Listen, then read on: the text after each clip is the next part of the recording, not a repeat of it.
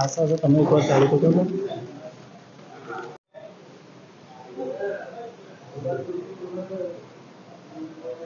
તો જિગ્નેશભાઈ, અત્યારે તમે શું રજૂઆત લઈને આવ્યા છો તેના માટે જણાવજો.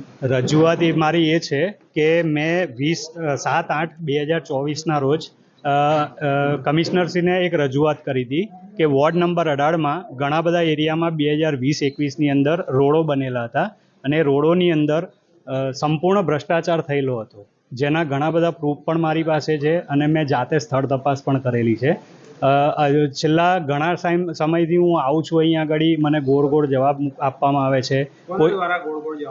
કમિશનરશ્રીની ઓફિસ તરફથી ગોળ જવાબ મળે છે કે ભાઈ અમે વોર્ડમાં મોકલી દીધું છે, અમે ઝોન ઓફિસમાં મોકલ્યું છે તમારું આ કાગળિયું. હવે ઝોન ઓફિસમાં કે વોર્ડ ઓફિસમાં મેં તપાસ કરી, એમને લેખિતમાં રજૂઆત કરી છે, એ લોકોએ મને સંતોષકારક જવાબ નથી મળ્યા. ત્યારે હું કમિશનર સાહેબ જોડે આવ્યો છું. તો તમે ત્યાં પાછી ઇન્ક્વાયરી કરશો તો એ જવાબ એના એ જ મોકલવાના છે જે મને આપ્યા છે. રજૂઆત કરે કેટલો સમય થયો અને ક્યાં રજૂઆત કરી છે ને આજે કેટલા ટાઈમ પછી તમે આવ્યા છો કમિશનર?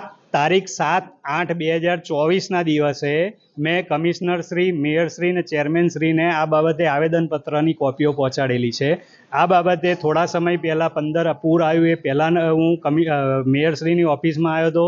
મેયરશ્રીને 15 દિવસ પછી હું ગયો તો એમને જે પાસે કાગળિયું જ નહોતું પહોંચ્યું, આવેદનપત્ર મેયરશ્રી જોડે પહોંચ્યું જ નથી. તેમ છતાંય પછી મેં ફરી સિગ્નેચર કરીને ફરી રિપીટ કર્યું, ત્યારે મેયરશ્રીએ એવો જવાબ આપ્યો હતો કે હું તપાસ કરીને આગળ જે કાર્યવાહી થતી હશે એ કરાવીશ. આજે તમારી પાસે ડોક્યુમેન્ટ્સ કાગળ છે, શેના છે?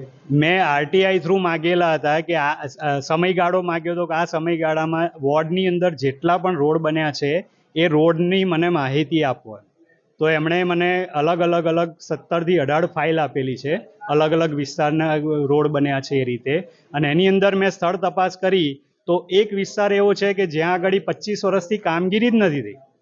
અને કોતર તલાવડીથી જય અંબે સ્કૂલ જવાનો જે રોડ છે, એક રોડ પડે છે, ત્યાં આગળ લગભગ 1.5 કિલોમીટરનો રોડ છે અને એ રોડ ઉપર 25 વર્ષથી કોઈ જ કામગીરી થઈ નથી.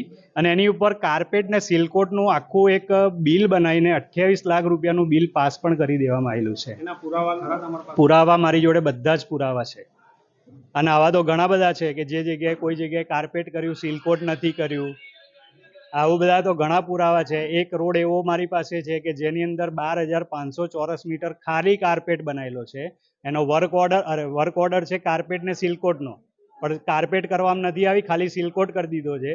અને એનું માપ એ લોકોએ 12,500 ચોરસ મીટર છે અને મેં જાતે માપ્યું તો 7,000 ચોરસ મીટર થાય છે. આગળ તમારી શું માંગ?